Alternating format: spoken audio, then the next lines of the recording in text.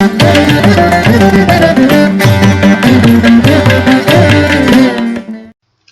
evening, friends. Today we will see why New Testament historians and biblical theologians call Paul as the founder of Christianity and what was his fundamental belief. See, Paul is the first person who claims in his letter to Galatians that Peter was originally appointed for apostles for Jews and that Paul was appointed as for Gentiles, non-circumcised. Now, this is a very big deviation, and this letter is dated close to 50 to 55, almost 20 to 25 years after the death of Jesus or his resuscitation. Now, if for 25 years Peter was not preaching it to the Gentiles, and it was Paul who started it during that period, only then this letter requires this particular verse. That means that after resuscitation from dead, after execution, Jesus did not go to the world and tell all the people to believe him. So this is what this particular verse makes it very clear. So it was Paul who first took it to the non-Jews. Now let us see Acts 11:19. See, this is after the killing of Stephen, wherein Paul is said to be involved. It says those who were after the death of Stephen, they scattered to other places like Phoenicia, Cyprus and Antioch, and was telling the message only to the Jews. That means that they were not telling this to Gentiles. So that means that after resuscitation there was no order to tell it to that. But whereas on the conversion story, which this Acts is dated in the late first century or early second century, claims that Ananias was said that Paul will be the apostle for Gentiles. Why then Jesus did not tell it to the disciples, and how come it was recorded in the Gospels? Now let us see what was the teaching of Jesus to his disciples when he sent them to preach. Do not go to the Gentile towns or enter into the cities of Samaritans. Samaritans are a section of Jews only, and Gentiles are non-Jews.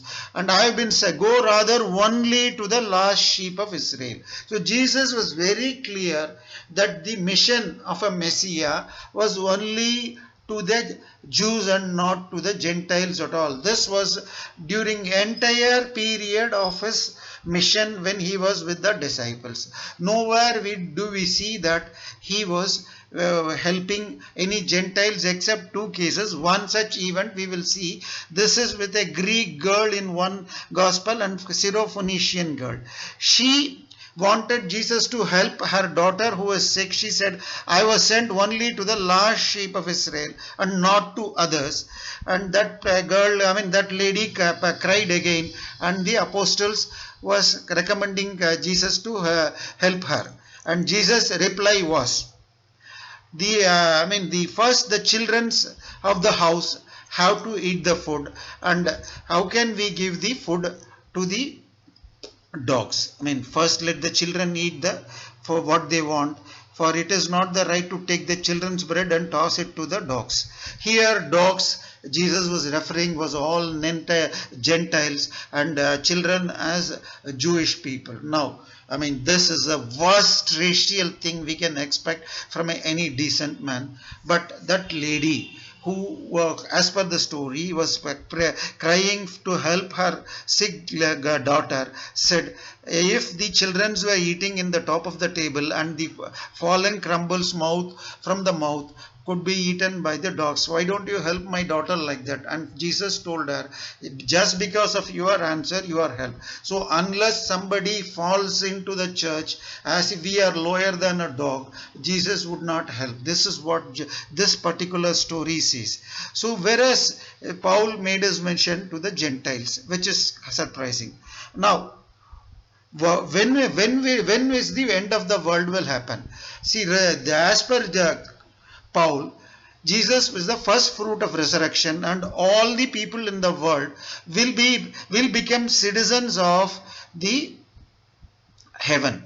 We will all not die in the earth. We, at the blow of the last trumpet, we will all be changed as citizens of heaven. This is what was Paul's belief as per 1 Corinthians 15, 51 and 52. Now, so that means that Paul will be alive, and those who are living then would be alive when the world will end and the judgment day comes, wherein those who accepted Jesus would become citizens of heaven. Now let us see what 2 Thessalonians 2:2 says. Because he had preached similarly, people have started to believe, somebody has made the claim that the day of Lord, judgment day, had already come and gone. This is from Message Bible screenshot. The day of Master or judgment day has arrived and come and gone.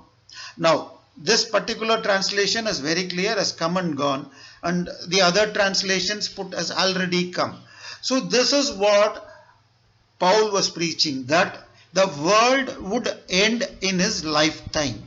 See, this is very clear. Of course, Tamil translation or any other linguistic translations put it that it is expected very shortly. I mean, this is very bad translation. Most of the English translation says has already come, but very correct translations say has come and gone.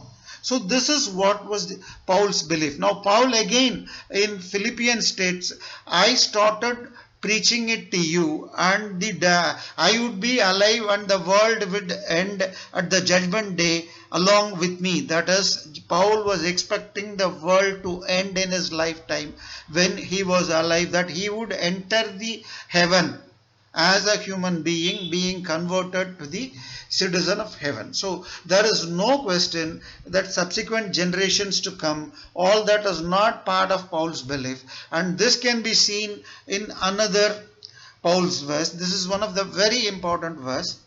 See, Paul talks about marriage and the relationship between married men and women, and whether people who are unmarried need to marry, all that. He claims he was unmarried, and he says, what I mean, my friend, there is not much time left for the judgment day, and from now on, married people should live as though they were not married. That is, they need not have sex, they need not unite couple with the female, because the world is going to end. Pray to Jesus. This was what was the preaching of Paul in 1 Corinthians 7:29. The world, the time for the end of world is getting very near. So the married man need not be coupling with his wife, and they live as if they are unmarried. Now, Biblical Theologians, a book by Oxford University Press, the Bible as Literature, says no belief is more characteristics of Paul or fundamental to everything he wrote and did than his belief that the world was very soon coming to an end. It is the absolute foundation of his thought.